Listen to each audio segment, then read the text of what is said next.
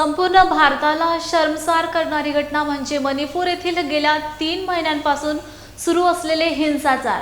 त्यातच मणिपूर हिंसाचारात 2 महिन्यांनंतर होणारा मानवी अत्याचार व शोषण या घटनेचा निषेध करण्याकरता व्हेरायटी चौक येथे वंचित बहुजन आघाडीच्या महिला अध्यक्ष संगीता गोधनकर यांच्या नेतृत्वात काळे फित्या व काळे कपडे घालून मणिपूरचे मुख्यमंत्री यांच्या विरोधात नारे निदर्शने करण्यात आली।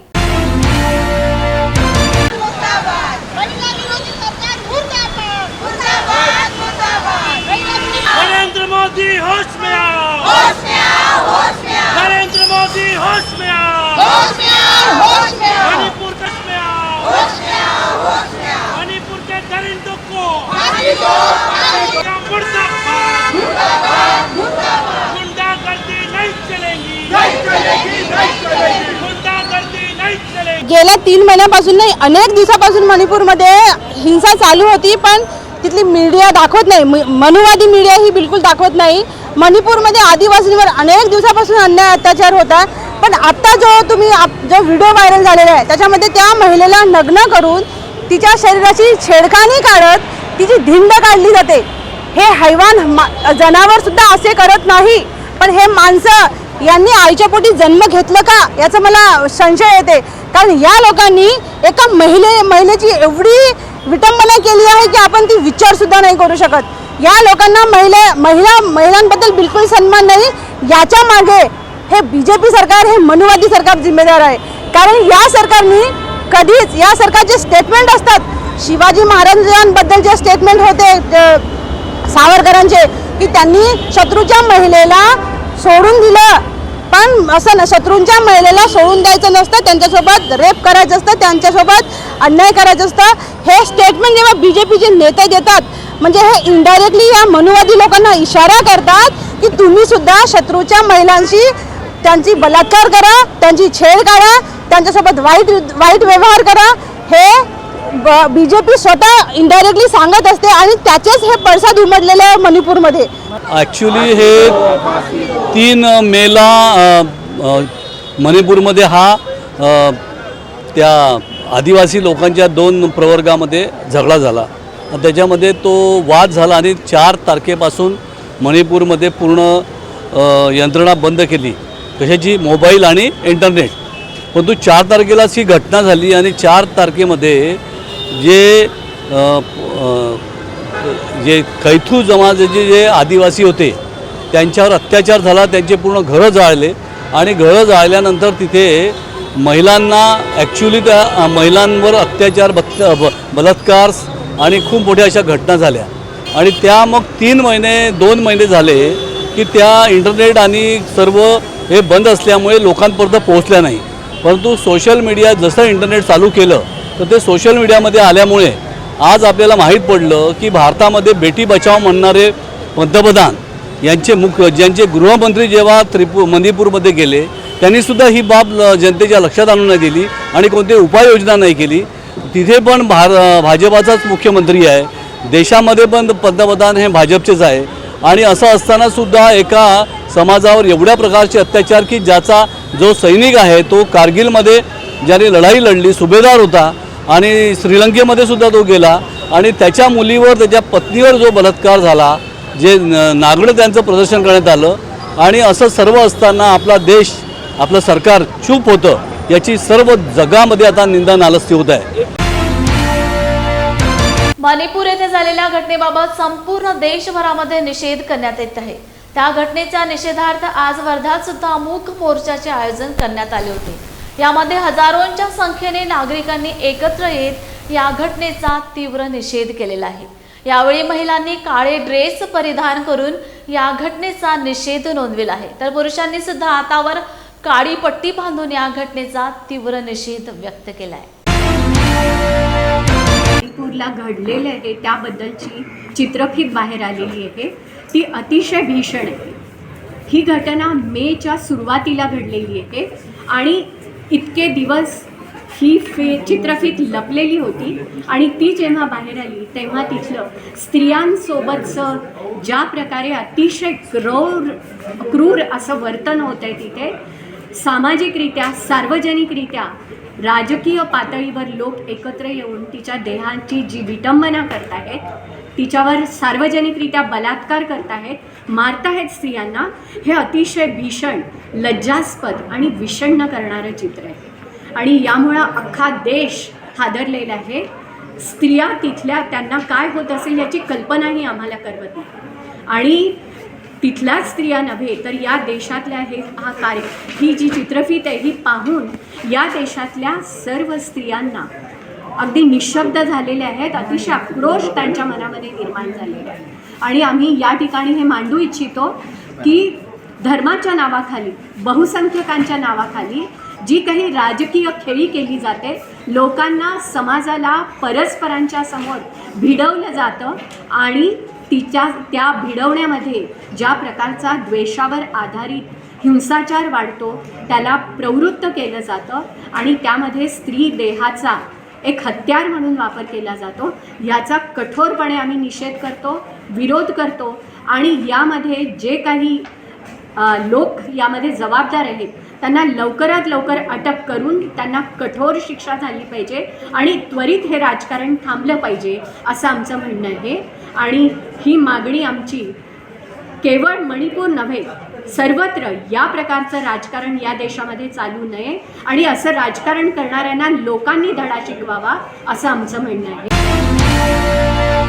मुंबईमध्ये देखील अनेक डोंगरांवर झोपडपट्टी आहे व तिथे देखील अनेक वेळा दरड कोसळली आहे व अनेक लोकांचा मृत्यू झालाय. यामुळे मुंबई शहराचा देखील सर्वे करून त्या सर्वांचे पुनर्वसन योग्य ठिकाणी करावे अशा प्रकारची माझी मागणी आहे. त्यासाठी मी नक्कीच प्रयत्न करणार आहे असे यावेळी रामदास आठवले यांनी सांगितले.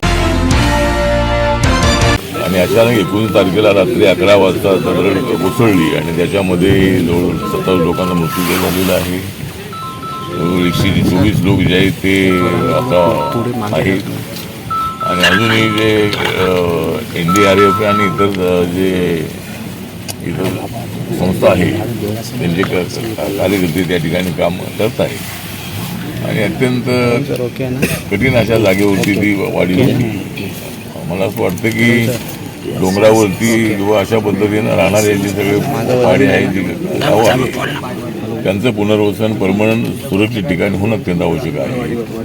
त्यासाठी महाराष्ट्र सरकारने एखादी कमिटी नेमावी आणि डोंगर कपारीमध्ये राहणारे जे लोक आहेत त्यांना सुरक्षित ठिकाणी आणणं अत्यंत आवश्यक आहे. कारण अशा घटना या मध्ये अनेक वेळेला होतात आणि त्या दृष्टिकोनातून मी मुख्यमंत्र्यांना उपमुख्यमंत्र्यांना बोलणार आहे आणि या सगळ्या कुटुंबांचं जे पुनर्वसन आहे ते लवकरात लवकर होणं अत्यंत आवश्यक आहे. मी आता त्या ज्या ठिकाणी ते लोक आहेत त्यांनाही भेटणार आहे, त्यांच्या अडचणी काय त्या जाणून घेणार आहे. प्रशासनाच्या वतीनं कार्य अत्यंत चांगल्या पद्धतीत सुरू आहे आणि NDRFचं काम तर अत्यंत वाखाणण्यासारखं आहे. अनेक लोकांना त्यांनी बाहेर काढलेलं आहे आणि अनेक लहान मुलं आहेत, महिला आहेत, लोक आहेत, त्यांचा मृत्यू त्यामध्ये झालेला आहे. त्यामुळं मी या ठिकाणी सामाजिक न्याय आणि अधिकारिता मंत्रालयाचा राज्यमंत्री म्हणून मी इथं आलेलो आहे, रिपब्लिकन पक्षाचा अध्यक्ष म्हणून इथं आलेलो आहे आणि या कुटुंबियांच्या दुःखामध्ये सामील होण्यासाठी, त्यांचं पुनर्वसन परमनंट व्हावं यासाठी आणि राज्य सरकारकडून त्यांना जास्तीत जास्त मदत मिळावी यासाठी सुद्धा मी प्रयत्न करणार आहे. आणि अजून एक माहिती मला मिळालेली आहे की एक अधिकारी जे आहे ते वर चढत असताना त्यांना अटॅक आला आणि त्याच्यामध्ये एक अधिकाऱ्याचा मृत्यू झालेला आहे. त्यांच्या कुटुंबियांना सुद्धा आर्थिक मदत मिळाली पाहिजे, त्यांच्या वारसांना नोकरी मिळाली पाहिजे. त्याचबरोबर ही जी आता सगळी मंडळी जी मुलं वगैरे आहे तर त्यांना सुद्धा नोकरीच्या संबंधामध्ये सुद्धा सरकारने विचार करणं अत्यंत आवश्यक आहे. चंद्रपूर शहरातील अग्रसेन भवनात संभाजी भिडे यांची आज रविवारी बैठक होती. याची माहिती होताच उलगुलान संघटना, वंचित बहुजन आघाडी, भीम आर्मीच्या पदाधिकारी व कार्यकर्त्यांनी संभाजी भिडे यांची सभा उधळून लावली. याच वेळी पोलिसांनी जवळपास 100 जणांना ताब्यात घेतले व सुटका केली. यावेळी कार्यकर्त्यांनी संभाजी भिडे विरोधात जोरदार घोषणाबाजी केली. दंगलखोर भिडे मुर्दाबाद, देशद्रोही भिडे मुर्दाबाद, देशद्रोही भिडे.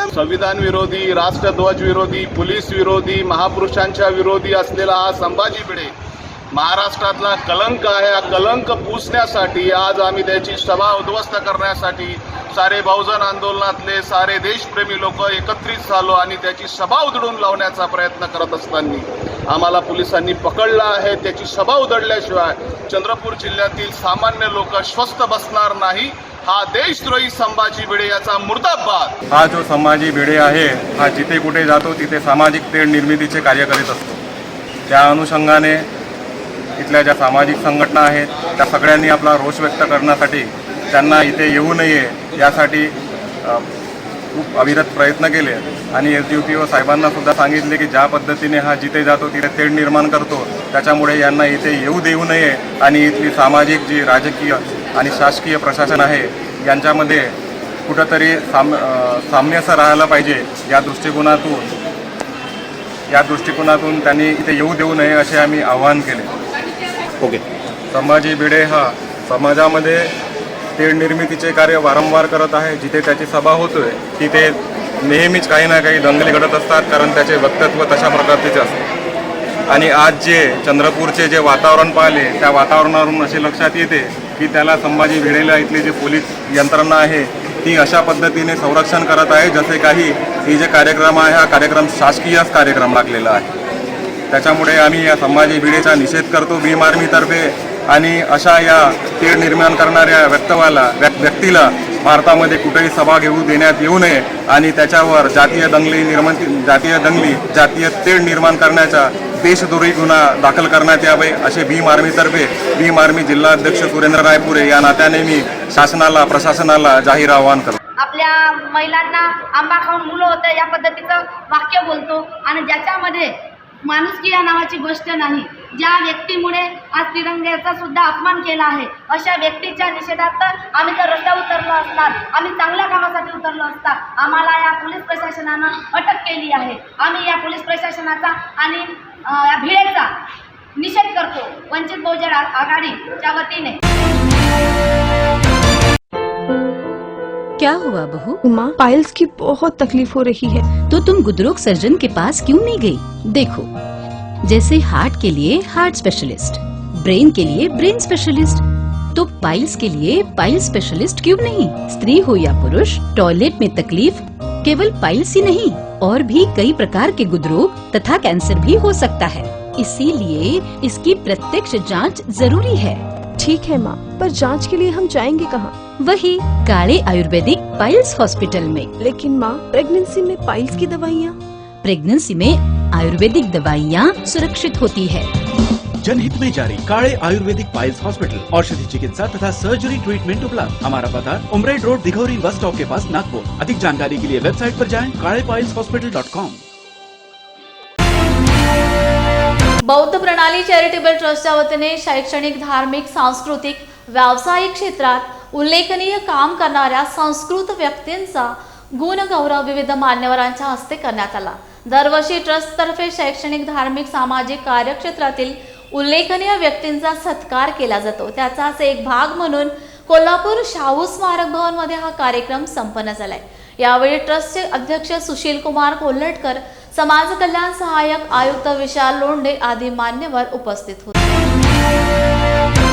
बौद्ध प्रणाली चॅरिटेबल ट्रस्ट सिद्धार्थनगर कोल्हापूर यांच्या वतीने आज शाहू स्मारक कोल्हापूर येथे 10वी-12वीच्या गुणवंत विद्यार्थ्यांचा सत्कार समारंभ, तसेच आपले सामाजिक चळवळीतील जे पदाधिकारी आहेत आणि ज्यांनी समाजासाठी अतोनात जीवनभर कार्य केलेलं आहे त्यांचा देखील गुणगौरव करण्यात आला.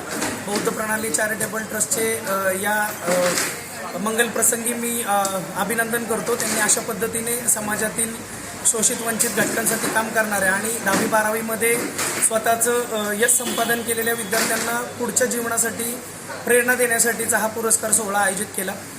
विद्यार्थ्यांना मी या प्रसंगी असं उद्बोधन करीन की त्यांनी जीवनामध्ये ज्या आपल्याला असणाऱ्या संधी आहेत त्या स्वतःहून शोधल्या पाहिजे आणि जीवनामध्ये स्वतःचं जीवन अशा पद्धतीने घडवलं पाहिजे की पुढं जाऊन ते फक्त स्वतःसाठीचं जीवन न उरता आपल्या समाजासाठीचं जीवन असेल. केवळ स्वतःचा परिवार आणि स्वतःच्या असणाऱ्या भौतिक गरजा पूर्ण करण्यासाठी जर आपण जीवन व्यतीत करीत असू तर बाबासाहेबांना अपेक्षित असणारं जीवन आपण घडवू शकणार नाही आहोत.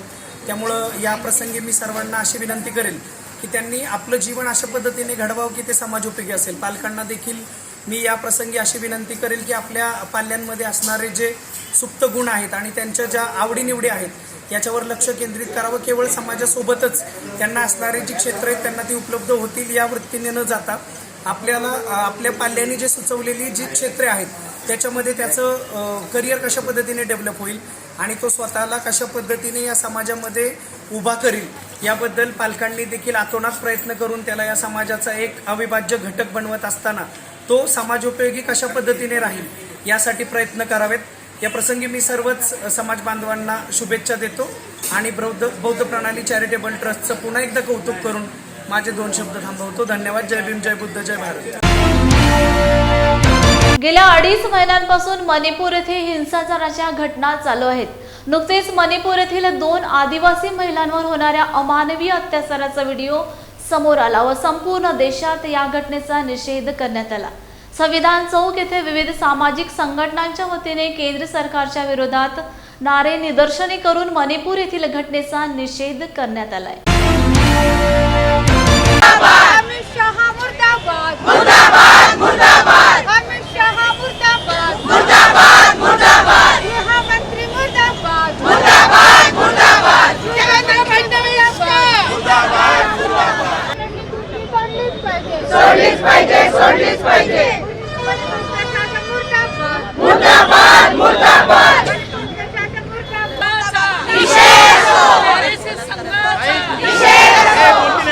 क्या कहना चाहेंगे, शब्द नहीं है मेरे पास, कुछ शब्द नहीं है बोलने के लिए. अभी तो बस ये डर लग रहा है कि हमारे प्रधानमंत्री के लिए बहुत शायद नॉर्मल सी बात है ये.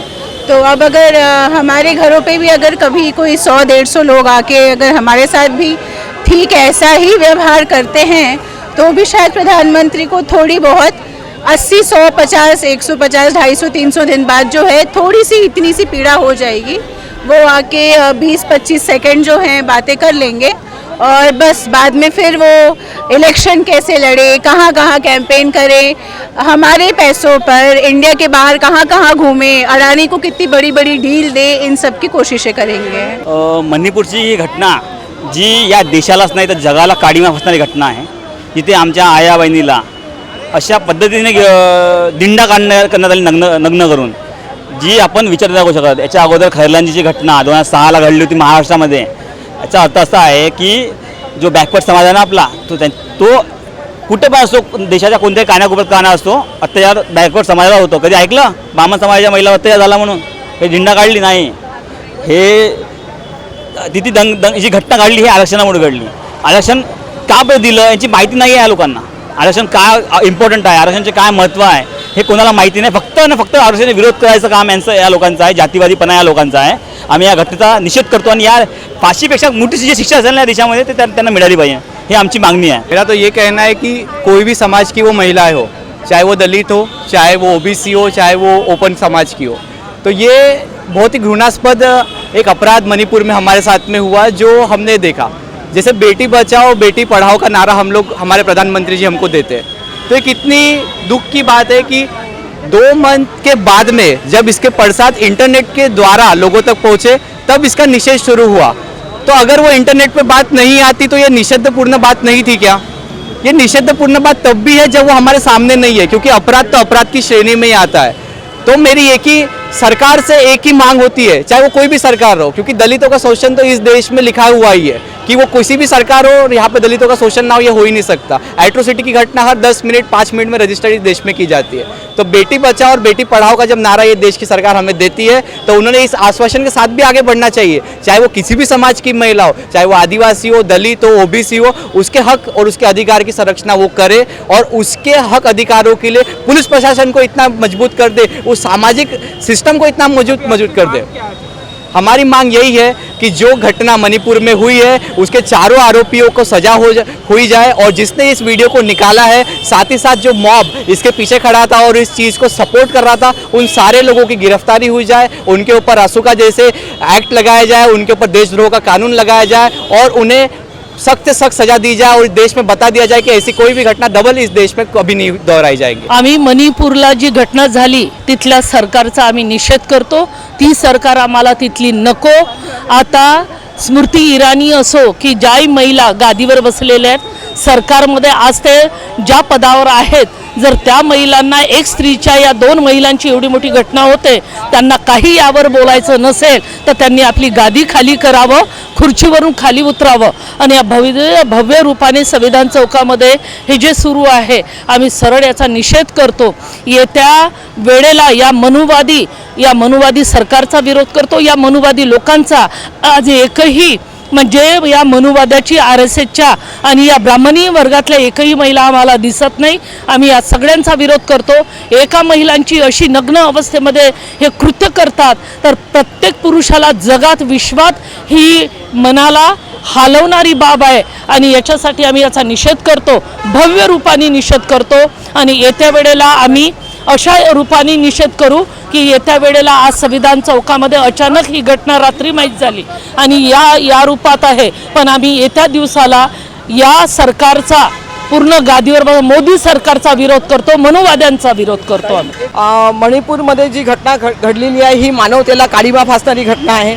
या घटनेने पूर्ण जगातल्या महिलांना एक थरकाप सोडणारी ही घटना आहे आणि आपल्या भारतीय शासन आणि प्रशासनामध्ये आणि विशेष करून मणिपूर राज्यातील जे शासन प्रशासन आहे यांना म्हणजे त्याची कुठेही खंत वाटत नाही आहे आणि त्यांना या गोष्टीला तेवढं संवेदनशीलपणे न घेता म्हणजे 2 महिने ही गोष्ट लपून ठेवली आणि ही घटना एका आदिवासी मुलीवर म्हणजे महिलांवरती 2 महिलांवरती ज्या पद्धतीने करण्यात आली ही घटना अतिशय निषेधार्ह आहे। याचा मी राष्ट्रीय ओबीसी महिला महासंघाकडनं इंजिनियर सुषमा भट अध्यक्ष राष्ट्रीय महिला संघ वतीने मी निषेध नोंदवते। मणिपुर में जो घटना हुई है उसका राष्ट्रीय ओबीसी महासंघ, संविधान परिवार, विदर्भ तेली समाज महासंघ, राष्ट्रीय संयुक्त मोर्चा एवं हमारा महिला राजसत्ता आंदोलन, ये सभी संगठन और आप सभी के माध्यम से हम तीव्र निषेध करते हैं। 4 मई को जो घटना मणिपुर में हुई है उसका सही मानों में जो नक्शा है वो कल परसों हमारे नज़र में आया, लेकिन मैं आपको एक बात पहले बता दूं कि जब 21 मई को मैं दिल्ली में था उस वक़्त मणिपुर के वहाँ के लड़कों ने जो आंदोलन किया उसको मैंने एड्रेस किया था। उसी वक़्त ये सामने आया था कि यहाँ पे बहुत बड़ी ऐसी घटना हुई है। 4 मई की ये शुरुआत है, 18 मई को उसका रिपोर्ट दर्ज होता है और जब सीएम को पूछा जाता है तो सीएम साहब कहते हैं कि भाई ये कोई नई बात नहीं है, ये तो ऐसे हजारों केसेस हुए हैं। ये खुद होके मणिपुर के सीएम साहब एक्सेप्ट करते हैं नेशनल टेलीविज़न पे, इंडिया टुडे पे। शर्म की बात है कि वहाँ के मुख्यमंत्री और उनके ऊपर जिनका आशीर्वाद है वो केंद्र की सरकार, ये सभी इस बात को दबा रहे हैं। जैसा कि हमारे गुरुवर्य रंजीत मेश्राम साहब ने बताया, वहाँ पे जो मैतेई समाज है वो 60% है, वहाँ पे जो हमारा कुकी समाज है वो 24% है। वहाँ के सभी आदिवासियों की ज़मीन जब्त करना और वहाँ पे जो ताकतवर लोग हैं उनके हाथों वो ज़मीन का सौदा करना और अपने ही लोगों के माध्यम से जो आदिवासी है, जो मूल निवासी है, उनको यहाँ से खदेड़ना, ये पूरा उनका प्लान है। 2024 की ये पूरी प्लानिंग है। ये सरकार का निकम्मापन है, राज्य सरकार का भी और केंद्र सरकार का भी। ऐसा इसके पहले इतनी भयानक और इतनी क्या बोलते उसको बेशर्मी से ऐसी हरकत कभी नहीं हुई। जिनको जिम्मेदारियां दी है, जिनको राज्य की देश की जिम्मेदारियां दी है, उन लोग इस तरह से व्यवहार कर सकते हैं, ये देख के हर भारतीय का मन एकदम रो रहा है। ऐसे में और इसके लिए पूरा हिंसा होती है। कभी कभी जनमानस में विवाद ये होने से जो भी होता है, लेकिन उसके लिए जो व्यवस्था है, कानून व्यवस्था है, लॉ एंड ऑर्डर है, गृह मंत्री का कर्तव्य है, राज्य के गृह मंत्री का कर्तव्य है। उन्होंने इस तरफ कुछ भी ध्यान नहीं दिया और ऊपर से तो बेशर्मी इस बात की हुई है कि महिलाओं की इज्जत तार तार कर दी गई है। इतना समय बीतने के बाद आज बात कर रहे, इसका ये मतलब है कि इस बात को कोई महत्व है ही नहीं राज्य के और देश के नज़र में। इस बात का कोई महत्व नहीं है कि महिलाओं की इज्जत इस तरह से तार तार की जाती है। आज हर महिला इसके कारण एकदम ही अपने आप को असुरक्षित महसूस करती है। धिक्कार करती हूँ मैं इस सरकार का, दोनों सरकार का। देखिए, ये जो घटना हुई है अपने देश में, ये पहली बार नहीं हुई है। बीजेपी की सरकार जब से ना आई हुई है पूरे देश में, आज अगर हाथरस की घटना ले लीजिए, यूपी की घटना ले लीजिए, गुजरात की घटना ले लीजिए और मणिपुर की घटना, इवन महाराष्ट्र की, इतनी सारी जगह जो घटना हुए हैं, कम से कम कहीं न कहीं पूरे इसमें, अभी दिल्ली में भी जो क्रीड़ा जो हुआ है वहाँ पर भी उनका घटना ले लीजिए, अभी किरीट सोमय, मतलब जहाँ जहाँ महिलाओं पे अत्याचार हो रहा है, कहीं ना कहीं बीजेपी का बहुत बड़ा नेता ले लो या संगठन ले लो या इनका संघ का आरएसएस का आदमी उसमें इन्वॉल्व रहता है। ये इनका खुद का बना हुआ षड्यंत्र रहता है और जिसके शिकार हमारे दलित लोग होते हैं, आदिवासी संगठन होते हैं, हमारे जो गरीब भाई बहन होते हैं उसका शिकार होते हैं। इनके अपर कास्ट लोगों को कोई फर्क नहीं पड़ता इस चीज़ का, क्योंकि खुद ही इन लोगों ने इतना कुछ अपने लिए बना के रखा हुआ है। सिर्फ ये नाम, मतलब वहाँ बाबा साहब के अम्बेडकर की फोटो पे माला चढ़ाएंगे, इधर बाबा साहब का नाम लेंगे, जय भीम बोलेंगे, जय जयकार लेंगे, इतना घटिया इनका राजकारण चलता है कि गरीब लोगों की सरकार है ही नहीं। 21 जुलैला तुझ्यात मी हा चित्रपट संपूर्ण महाराष्ट्रात प्रदर्शित करण्यात आला। उत्तम कथा, आकर्षित करणारं मनमोहक संगीत तथा गोड गाणी व स्थानिक कलावंतांचा उल्लेखनीय अभिनय, तुझ्यात मी हा चित्रपट एकदा तरी नागपूरकरांनी बघायला हवा। नागपुरात पंचशील चित्रपटगृहात सध्या हा चित्रपट सुरू आहे। सोमय्या फिल्म्सची ह्या चित्रपटाची निर्मिती असून निर्देशक डॉक्टर शंकर चौधरी यांनी केले आहे। स्थानिक कलावंतांना प्रोत्साहित करण्यासाठी तुझ्यात मी हा चित्रपट संपूर्ण कुटुंबाचे चित्रपटगृहात नक्की जाऊन बघा। दादा, क्या बताना चाहोगे इस मूवी के बारे में? इस फिल्म में मुझे एक्चुअली लगा कि जो स्क्रीन प्ले होता है ना, वो बहुत अच्छा था और उसकी वजह से जो फिल्म जो पकड़ के रखी लास्ट मोमेंट तक के, बहुत, और गाने भी बहुत सुंदर, डायरेक्शंस भी बहुत बढ़िया। मूवी की स्टोरी बहुत अच्छी है, एंडिंग बहुत इंटरेस्टिंग है, ट्विस्ट बहुत इंटरेस्टिंग है एंड गाने तो सुपर हिट है, गाने बहुत अच्छे हैं। हिंदी फिल्म की तरह स्टंट है, उस बारे में क्या कहोगे? बहुत सा मैच हुआ है हिंदी फिल्म से। मैं तो कहूँगी कि हिंदी फिल्म से आजकल जो आ रही है उससे काफ़ी बेटर है। बहुत दिनों बाद इतनी अच्छी मराठी मूवी आई है। सो ओवरऑल सभी चीज़ें बहुत अच्छी थी, डायरेक्शन बहुत अच्छा है and all the best for the movie. Baipan Bhai Deva काफी धमाल मचा रही है, उसको टक्कर देगी क्या? देगी, बिल्कुल देगी। बहुत अच्छी बढ़िया फिल्म बनी है। ऐसा क्या है कि दर्शकों ने आकर देखना चाहिए, क्या बताओगे मूवी के बारे में? इसमें मतलब एक ये भी दिया हुआ है कि मैसेज है, एक अच्छा मैसेज दिया हुआ है और लव स्टोरी है। लव स्टोरी सबको पसंद आती है आजकल। फैमिली के साथ में भी देख सकते हैं और जो प्रेम प्रेमिका है वो भी देख सकते हैं, क्योंकि ऐसा उसमें कोई अश्लीलता नहीं है, तो हम लोग फैमिली के साथ में भी देख सकते हैं। और माँ बाप को, एक जो युवा बच्चे हैं और जिनको अपने माँ बाप को नहीं बोल सकते, तो ये मूवी के माध्यम से बता सकते हैं कि हम क्या करना चाहते हैं। काफी स्टंट भी है, उसके बारे में क्या कहोगे? नहीं, वो तो स्टंट, मैंने बाकी आज के पिक्चरों में जिस टाइप का स्टंट बताते, कहीं हवा में उड़ रहे हैं, ऐसा नहीं है। जो सादा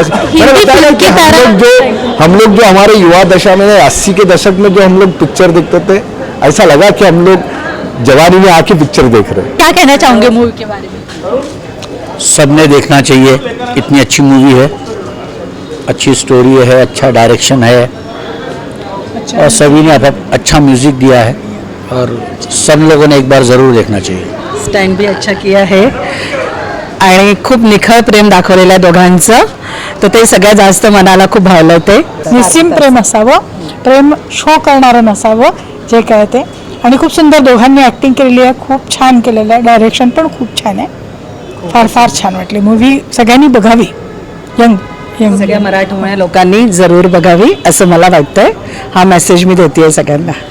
तुम्ही ही मूवी बघायला आले या एज मध्ये, तुमचं काय म्हणणं आहे, काय बोलता? नाही, मी जुने आदर्श आठवले म्हणजे कसं प्रेम होतं ते, त्याची कल्पना याच्यात आली आपल्याला। तुमच्या वेळेस ज्या मूवी होत्या त्या मूवी सोबत जर कम्पेअर केलं तर आता काय वेगळं आहे? वाटते आता श्रेष्ठ आहे। अच्छा, आता श्रेष्ठ आहे आणि कम्पेअर करू शकतो? या मूवीमधून सोसायटीला एक मेसेज चाललेला आहे की sacrifice is the base of love, foundation of लव।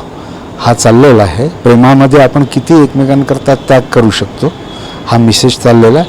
आणि जो एक रुटीन क्लायमॅक्स असतो त्याला धक्का देणारा क्लायमॅक्स आहे. त्याच्यामुळे सोसायटीला खूप चांगला मेसेज गेलेला आहे. ये फिल्म को काफी अच्छा प्रतिसाद मिल रहा है, काफी हिट हो रही है. अब आगे का प्लान क्या है, आगे के बारे में क्या सोचा आपने? क्या नई नई और मूवी आएगी? बिल्कुल, बैक टू बैक मेरे पास 2 मूवी अभी है. वैसे मेरे पास 5 स्टोरी तैयार है, 5-6 स्टोरी है.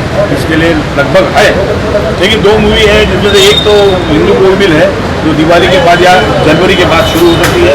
उसके प्रोड्यूसर मेरा मित्र है सचिन मून.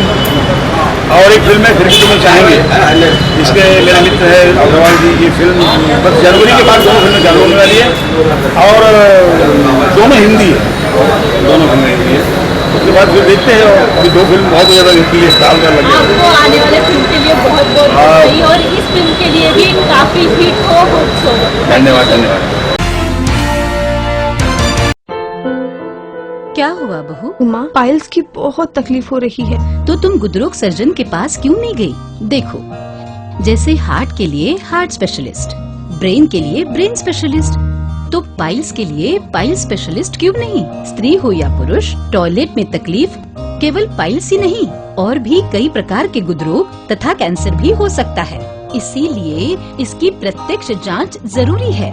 ठीक है माँ, पर जांच के लिए हम जाएंगे कहाँ? वही काले आयुर्वेदिक पाइल्स हॉस्पिटल में. लेकिन माँ, प्रेगनेंसी में पाइल्स की दवाइयाँ? प्रेगनेंसी में आयुर्वेदिक दवाइयाँ सुरक्षित होती है. जनहित में जारी. काळे आयुर्वेदिक पाइल्स हॉस्पिटल, औषधि चिकित्सा तथा सर्जरी ट्रीटमेंट उपलब्ध. हमारा पता उमरेड रोड दिघौरी बस स्टॉप के पास नागपुर. अधिक जानकारी के लिए वेबसाइट पर जाएं kalepailshospital.com. सहयोग ज्येष्ठ नागरिक संघटनेच्या वतीने येत्या 6 ऑगस्ट रोजी सकाळी 11 वाजता नांदेडच्या वैद्य रुग्णालयात परिसरातील स्वातंत्र्य सैनिक डॉक्टर दादारावजी वैद्य सभागृहात ज्येष्ठ नागरिकांसाठी विशेष महत्त्वाच्या बैठकीचे आयोजन करण्यात आले असून या बैठकीस पेन्शनर्स असोसिएशनचे अध्यक्ष द मारेड्डी, EPS 95 असोसिएशनचे अध्यक्ष सत्यनारायण आंबेकर, सामाजिक कार्यकर्ते डॉक्टर राम चिन्नावार, मनरेगाचे प्रमुख विष्णू गोडबोले यांचे मार्गदर्शन लाभणार असल्याने महिला, पुरुष व ज्येष्ठ नागरिकांनी या बैठकीस उपस्थित राहावे असे आवाहन ज्येष्ठ बालरोग तज्ञ तथा नांदेड भूषण डॉक्टर हंसराज वैद्य यांनी केले आहे. मी डॉक्टर हंसराज वैद्य, नांदेड, सहयोग ज्येष्ठ नागरिक संघाचा अध्यक्ष आणि फेस्कॉम हे आमच्या शिखर परिषदेच्या वतीनं आम्ही शासनाचा सतत पाठपुरावा करत आहोत. ज्येष्ठ नागरिकांच्या प्रश्नाबद्दल सातत्यानं आम्ही त्यांच्या पाठीमागं आहोत. तरी पण आजपर्यंत गेली कित्येक वर्षापासून मागणी असूनसुद्धा कोणीही राजकारणी याच्यामध्ये लक्ष देत नाही, गांभीर्याने ही बाब घेत नाहीत. खरं तर ही गांभीर्याने घेण्याची बाब आहे. ज्येष्ठ नागरिकामध्ये विशेष करून प्रत्येक कुटुंबामध्ये 1 ते 4 ज्येष्ठ नागरिक आहेत. त्यातल्या त्यात विधवा महिलांची संख्या लक्षणीय आहे आणि अत्यंत अतोनात वाईट परिस्थितीमध्ये ते जगत आहेत. शहरीपेक्षा ग्रामीण भागातील ज्येष्ठ नागरिक अतिशय वाईट परिस्थितीतून जगत आहेत. म्हणून त्यांच्यासाठी आम्ही सर्वांसाठी मागत नाही, पण ज्येष्ठ नागरिकांच्या जे काही गरजू आहेत, ग्रामीण भागातील आहेत त्यांच्यासाठी आणि शहरातील सुद्धा जे गरजवंत आहेत, जसे की शेतकरी, शेतमजूर, कष्टकरी, कामगार यांच्यासाठी शासनाने इतर राज्याप्रमाणे त्यांना मानधन द्यावं आणि त्यांचे जे मागण्या आहेत ते त्यांनी मान्य कराव्यात. ह्या संदर्भामध्ये आपल्याला हे येणारे जे लोक आहेत, जसं द मारेड्डी, सत्यनारायण आंबेकर, विष्णू घोडबोले हे मनरेगाचे प्रमुख आहेत. तसेच किनवटचे सामाजिक कार्यकर्ते तथा डॉक्टर राम चिन्नावार हे पण येणार आहेत.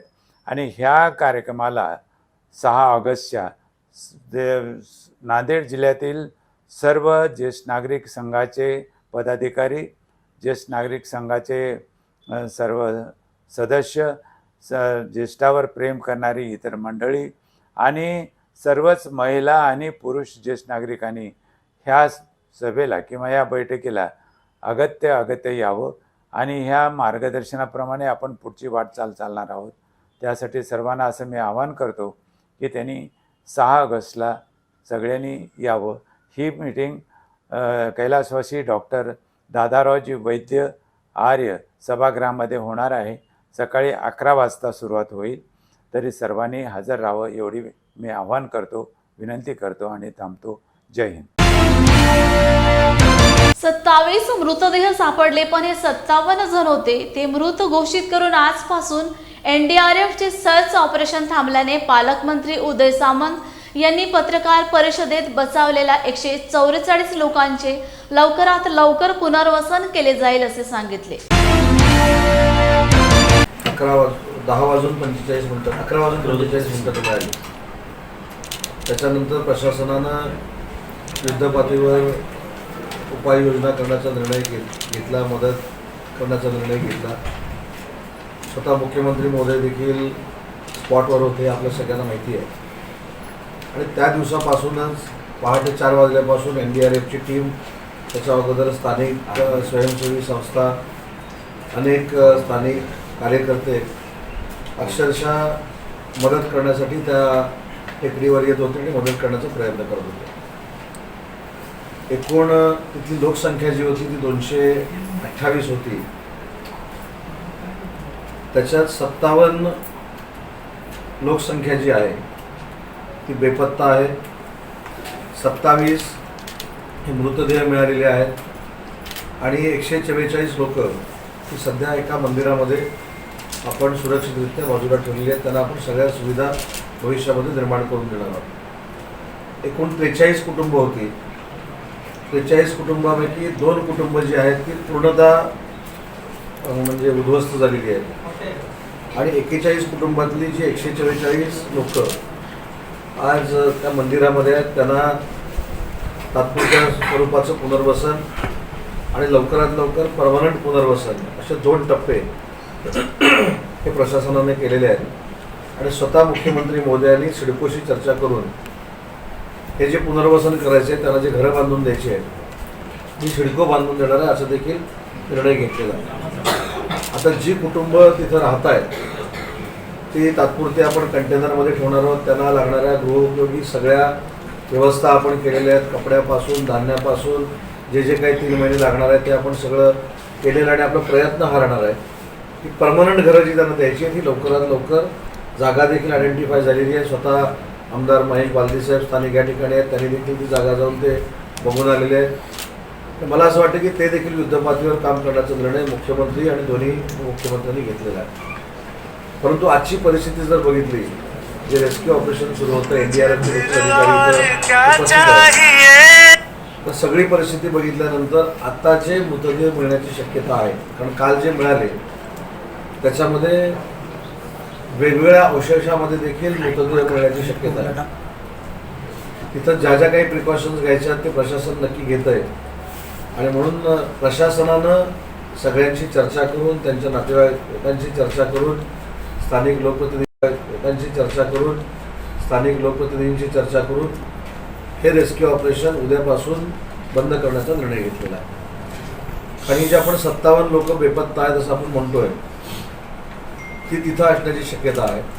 आणि काल मला सगळे कमिशनर साहेब, IG साहेब आहेत, जिल्हाधिकारी आहेत, SP आहेत, स्वतः स्थानिक आमदार आहेत आणि NDRFची लोक सांगत होती की काल संध्याकाळी शेवटची बॉडी जी बाहेर काढली तर ते देखील छिन्नविछिन्न झालेली होती. तशाच पद्धतीचे मृतदेह मिळण्याची शक्यता आहे.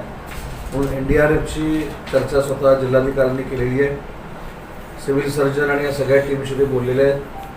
त्याच्यानंतर हा निर्णय जिल्हा प्रशासनाने घेतलेला आहे. आता हा निर्णय घेतल्यानंतर महानायक प्रबोधन विचारमंच मलकापूर यांच्या विद्यमाने 10वी व 12वीच्या प्रथम श्रेणीमध्ये पास झालेल्या गुणवंत विद्यार्थ्यांचा सत्कार तसेच स्पर्धा परीक्षा आणि उद्योजकता मार्गदर्शन समारोह मलकापूर येथील जनता कॉलेजच्या सभागृहात समतेचे निळे वादळ या सामाजिक संघटनेचे संस्थापक अध्यक्ष भाई अशांत वानखेडे यांच्या अध्यक्षतेखाली पार पडला. यावेळी मान्यवरांनी विद्यार्थ्यांचे मनोबल वाढविण्यासाठी प्रोत्साहनपर व मार्गदर्शक विचार व्यक्त केलेत. की त्यांनी बँकिंग क्षेत्र निवडलं आहे, इंजिनिअरिंग सुद्धा केलं त्यांनी. आणि मी ज्या बँकेत होतो प्रत्येक शाखेला मी असा अनुभव घेतलेला आहे की बरेच इंजिनियरसुद्धा आमच्या बँकेत आलेले आहेत, स्टेट बँक ऑफ इंडियामध्ये, आणि इतर बँकेतसुद्धा ते जॉईन करतात. म्हणजे स्कोप सगळीकडेच आहे गुणवंत विद्यार्थ्यांना. आपण फक्त प्रयत्न करायला हवे. आपला जो विषय कच्चा असेल, असा कोणताही व्यक्ती नाही की तो सांगू शकेल की माझे सगळेच विषय पक्के आहेत. तर आपला जो कच्चा विषय असेल त्या विषयात आपल्याला जास्त मार्गदर्शन बाहेरून घ्यायचं आहे, अंतर्गत मार्गदर्शन घ्यायचं आहे आणि आपल्याला पुढे जायचं आहे. आणि राहिला प्रश्न नोकरीचा, नोकरी ही तुम्हाला मिळणारच आहे. तुमच्याकडे ते गुण आहे. मागील 30 वर्षापूर्वी मी 4 वर्ष नांदुऱ्याला प्री कोचिंग क्लासेस चालवायचो, पण डॉमिनेशन नावाचा प्रकार समाज व्यवस्थेमध्ये जास्त आहे. कारण फुकटचं मिळालं ते पचत नसते. म्हणजे असं म्हणतात की खीर कुत्र्याला पचत नसते, तसं झालं. आणि त्याच्यानंतर मी एक शपथ घेतली होती आयुष्यामध्ये प्री कोचिंग क्लासेस चालवणार आहे. आणि समाज देते आहे ना, समाज भरपूर देते आहे. म्हणजे एका बाजूला हे सर्व पाहत असताना, अभ्यासत असताना किंवा अनुभव ज्याला म्हणता येईल, अनुभवाचा मी संपूर्ण ब्युरा इथं आपल्यासमोर मांडायला नाही आलो आहे. पण मुद्दा असा येतो आहे, निसर्ग तुम्हाला देतो आहे, देव देते आहे. मी देव नावाची कन्सेप्ट कधी आयुष्यामध्ये प्राचार्य पदावर असो की लेक्चरशिपमध्ये असो, शिकवताना असो की व्यवहारामध्ये असो, हे कधी मान्य केलंच नाही आहे. आम्ही जोपर्यंत तट आमच्या जीवन पद्धतीमध्ये, आम्ही आमच्या जीवनशैलीमध्ये जोपर्यंत तट पद्धतीने वागत नाही, लोक म्हणतात की बरं नाही नाही नाही नाही खूप असं सैल वागावं लागते. अरे आमची जी जीवनशैली आहे, आमची जी फॅमिली किंवा कौटुंबिक जीवनशैली आहे, तिची खडी मोडता कामा नये. सामाजिक जीवनामध्ये मी, पण त्याच्यामध्येही मी कुठं वाकलो असं दिसत नाही. त्याचं कारण मी आज समाधानी याच्यासाठी आहे की तुमची जी जीवनाची घडी आहे ती घडी तुम्ही निश्चित केली आहे का, हा पहिला प्रश्न निर्माण होतो. तुम्ही तुमचं ध्येय ठरवलं आहे का? आणि जर ध्येय ठरवलं, मी अनेक विद्यार्थ्यांशी जेव्हा बोलत असतो, कारण आयुष्यावर तेच काम केलं, सांगायचं एवढंच की त्यांना कुठं काही समजत असेलही तरी ते बोलत नसतात. बाबासाहेब आंबेडकर म्हणाले होते की मनुष्य हा जीवनभर म्हणजे मरेपर्यंत विद्यार्थी असतो. मरता मरता देखील कसं मरावं हे आपल्याला शिकता येते. आणि म्हणून शिक्षण घेत असताना म्हणजे असं म्हणतात ना, ones who ask a question is full for few minutes, but who do not ask any question is full for ever. जो माणूस प्रश्न विचारतो तो काही क्षणासाठी मूर्ख असतो, पण ते जाणून घेतल्यानंतर तो शहाणा होतो. आणि जो प्रश्न विचारतच नाही तो कायमचा मूर्ख राहू शकतो.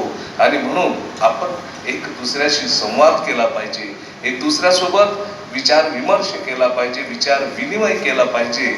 विचारांचं आदान प्रदान हे अत्यंत महत्त्वाचं आहे. आपण खूप पुस्तकं वाचतो, पण अनेक पुस्तकं वाचलेल्या एखाद्या माणसाला जर वाचण्याचा प्रयत्न केला तर जीवनात सगळ्यात मोठा अभ्यास त्यातून झाल्यासारखं आहे. हे या ठिकाणी अत्यंत महत्त्वाचं आहे. अनुभवी माणसांशी चर्चा केली पाहिजे. सगळ्याच गोष्टी गुगलवर मिळत नाही म्हणतात, म्हणून आपल्या पालकांसोबत बोललो पाहिजे, आपल्या मार्गदर्शकांसोबत बोललो पाहिजे. काही जिव्हाळ्याच्या जाणीवांच्या विषयांवर संवाद साधला पाहिजे. विसंवाद जिथे होतो तिथे काही खरं नसते, पण संवादाने अनेक समस्या सुटत असतात. आपण प्रश्नांच्या बाबतीत बोलत होतो, तर समस्यांच्या पोटीच सुटकेचा मार्ग असतो, तसाच प्रश्नांच्या अंतर्गतच उत्तरांचा देखील समावेश असतो. फक्त तो शोधायचा असतो आणि त्या शोधण्याच्या ज्याच्या त्याच्या पद्धती ह्या वेगवेगळ्या असतात. या ठिकाणी आपल्याला शिकत असताना अनेक अडचणी येतात. शिक्षणाच्या बाबतीत सर एक एक्स्ट्रा क्लासेस सुरू केल्या जातात आता, आणि त्या एक्स्ट्रा क्लासेसमध्ये आमच्या विद्यार्थ्यांना नॉन ग्रँड क्लासेसमध्ये टाकून त्यांच्याकडून पैसे उकळण्याचा प्रयत्न केला जातो. त्यांना वेगवेगळ्या ठिकाणी दाबलं जाते. शिक्षणापासून ते कसे परावृत्त होतील, दूर राहतील याच्यासाठीचा प्रयत्न केला जातो. बऱ्याच ठिकाणी त्यांचा छळ केला जातो. अनेक इंजिनिअरिंग